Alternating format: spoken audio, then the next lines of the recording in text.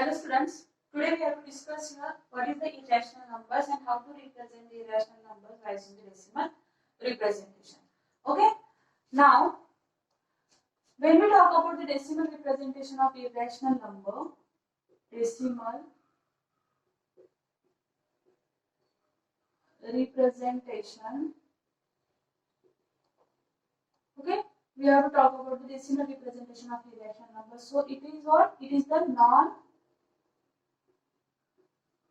non-terminating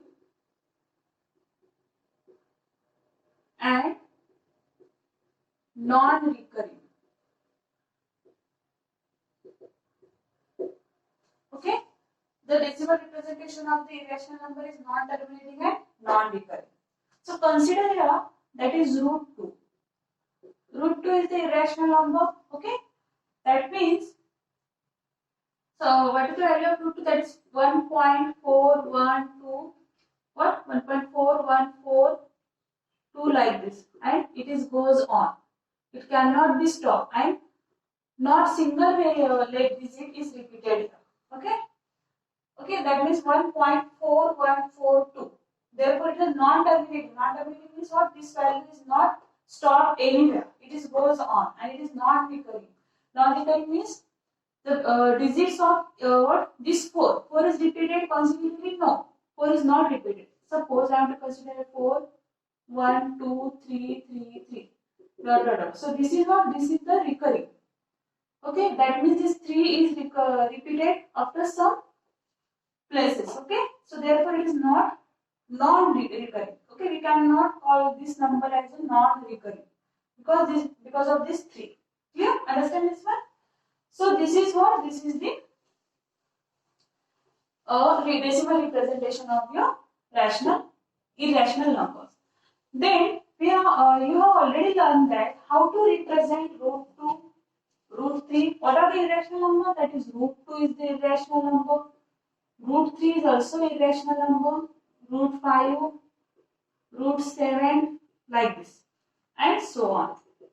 Okay, so these are the irrational numbers. That means you have to observe here that we have to take the square root of what? Square root of the prime numbers. That means these 2, 3, 5, 7. These are what? These are the 2, 3, 5, 7. These are prime numbers. Prime numbers. What is prime numbers? What is the prime number? Prime number are those numbers which are the factors of the prime numbers are number itself and the 1. Okay, so these are prime. So when we take the square root of the prime number, then the resultant number is called as the irrational numbers. Like square root, root of 2, root of 3, root of 5, root of 7. So these are what? These are the irrational numbers. Okay. So in earlier class, we have already learned that how to draw this root 3, root 5, root 7 on your number line. Okay.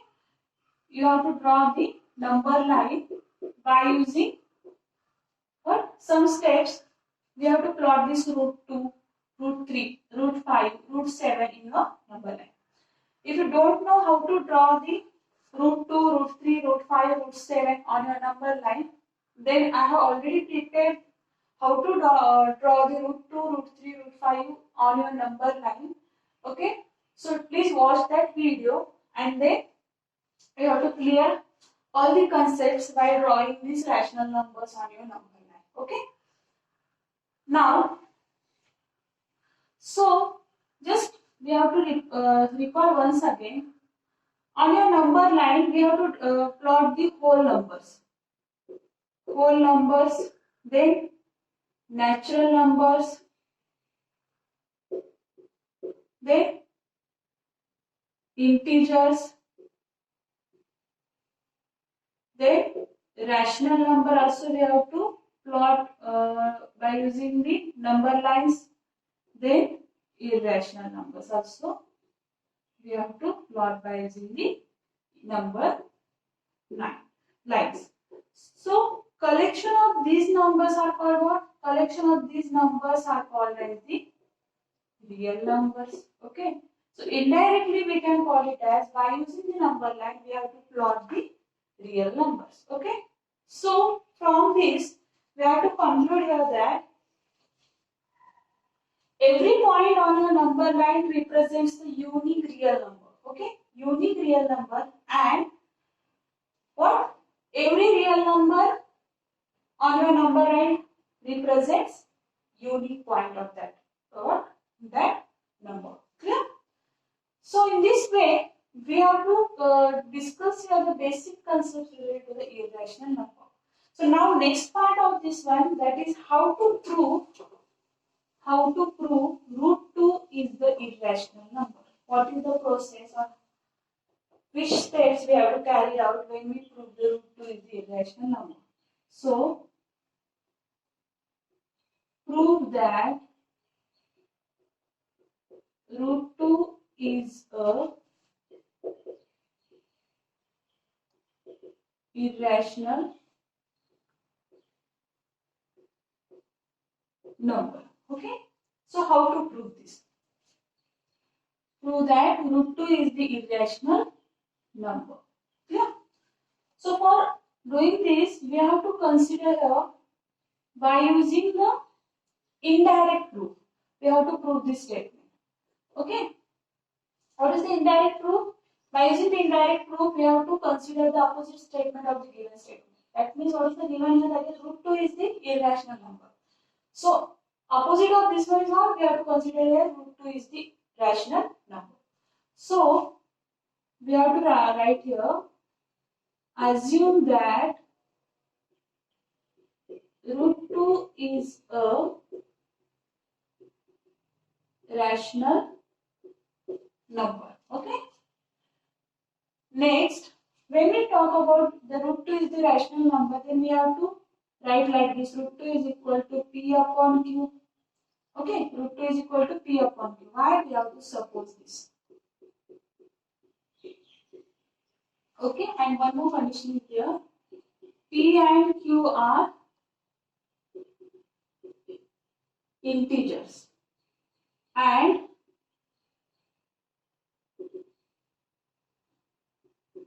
P and Q have no common factors.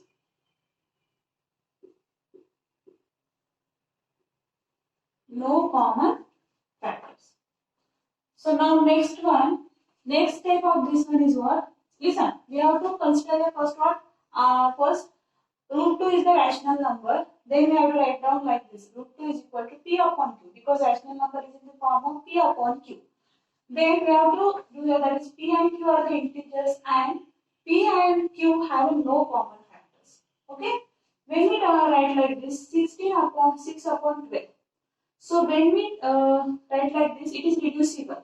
Okay, that means 6 1 is 6, 6 2 is 12. So final answer of this one is that 1 upon 2. So observe this rational number. Is there any common factor between this or with this rational number? No, there is no common factor here. That is 1 upon 2. Okay, so consider such type of number. Clear?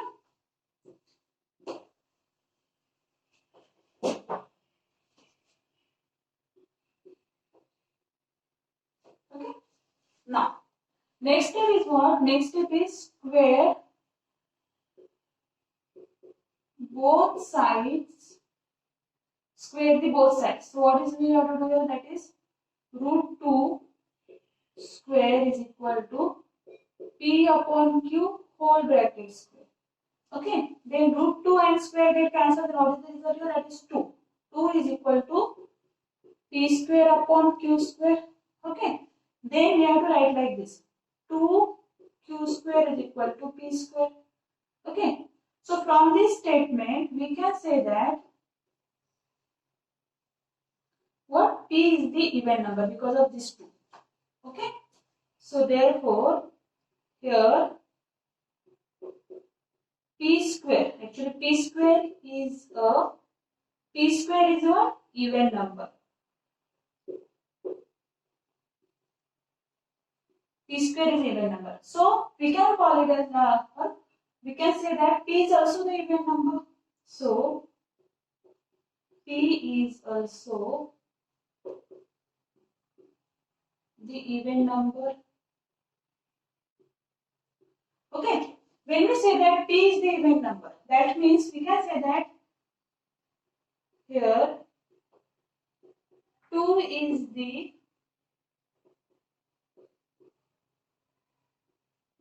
factor of p. That means if you have to consider p is the even number, then 2 is also the factor of p. Clear? So you have to give this one as equation number 1. Okay. Now next. Now suppose we have to consider a p is equal to 2m. I have to consider p is equal to 2m. So put this value in equation, this one. Okay. So what? Put p is equal to 2m. Actually, this is the equation number 1. And this is 2. Okay. Put p is equal to 2m in equation 1. What is equation 1? 2q square is equal to p square. Then 2q square is equal to, instead of p we have to put here 2m. So 2m square. Then 2q square is equal to 4m square. Because 2 square is 4 and m square is m square. Then shift the side of this now. You have to shift this to here. So q square is equal to 4m square upon 2. Okay. Now next one, 2 ones are 2, 2 twos are 4. So 2q square is equal to 2m square. Okay, q square is equal to 2m square. Okay. Now from this statement we can say that here what we say here, that is q square is equal to 2m square. So how to what statement we have to write here, that is p q square as is also the even number. So here q square is even number. Okay. So if q square is even number, then q is also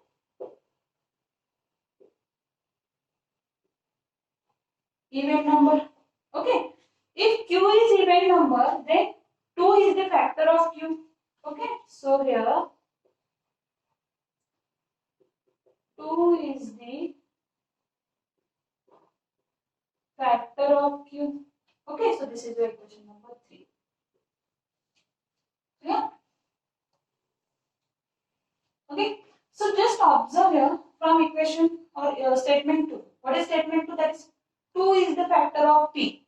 What? 2 is the factor of p. And in statement 3, 2 is the factor of q.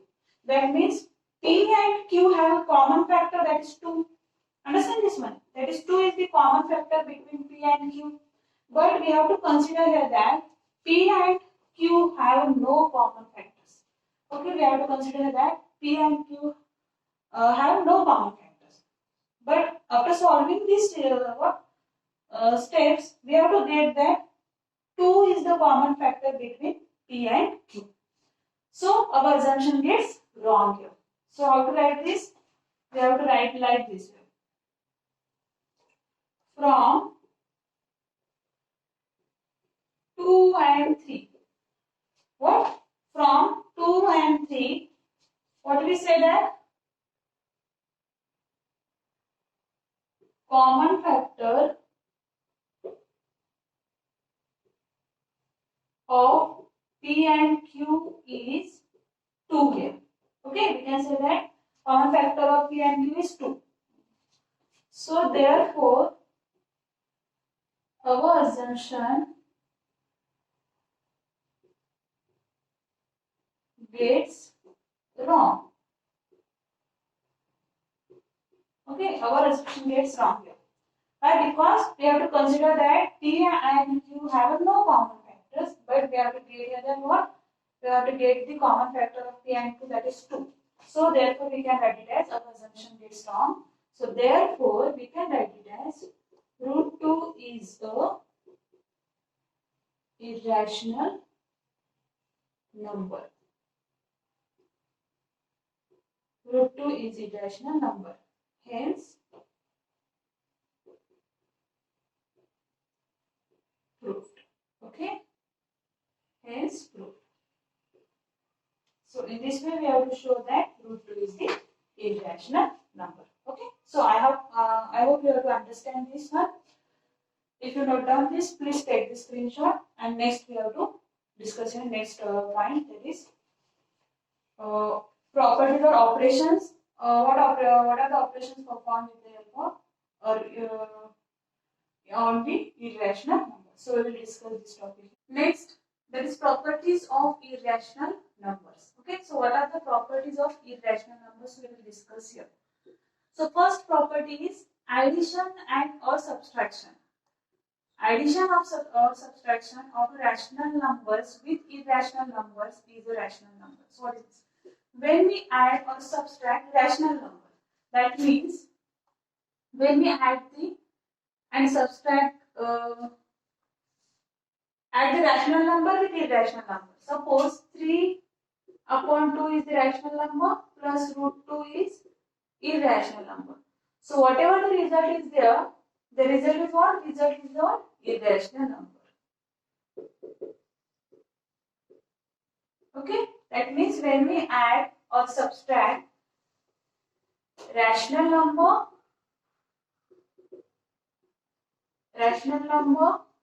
add or subtract,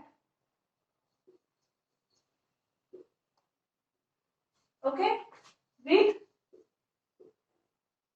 irrational number, we have to get here irrational number. So this is your first property. That means when we add rational number or when we subtract rational number with the irrational number, then what is the result here? That is irrational number. Now next property is what? Multiplication or division. Multiplication or division of a non-zero rational number with irrational number. It is also an irrational number. Means when we multiply rational numbers, multiply it or divide it with what? With irrational numbers. Irrational number, then what is the result here? That is we have to take here irrational number. Irrational number. This is your second property. Now third property is here, that is when we add addition, subtraction, multiplication and division of two irrational numbers can be either rational number or irrational number. Means we have to add, subtract, multiply or divide two irrational numbers. Irrational numbers when we add, subtract, multiply, divide. Okay? With what? With irrational number itself.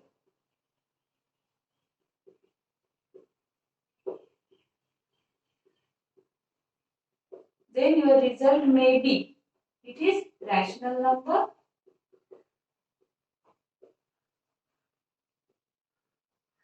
or irrational number. So these are the three properties of irrational numbers. We'll repeat once again. When we add rational number and irrational number, we have to get the irrational number. When we subtract rational number to irrational number, we have to get the irrational number. Okay? Okay? Now next. When we multiply rational number with irrational number, we have to get the irrational number. When we divide rational number with the irrational number, we have to get also irrational number. But when we talk about the rational numbers with rational numbers, okay? Rational number with rational numbers, we have to perform addition, subtraction, multiplication, division operation. Addition, subtraction, multiplication, division operation between two irrational numbers. Then your result may be it is in rational number or it may be irrational number. Okay? Just in first two property we have to consider rational number and irrational number. Rational and irrational number. But in second property we have to consider the both numbers are in the irrational numbers. So these are the some properties of the irrational number. So I hope you have to understand this one. Okay. So thank you for watching my video. If you like this, please subscribe my channel and share to your friends. Thank you, students.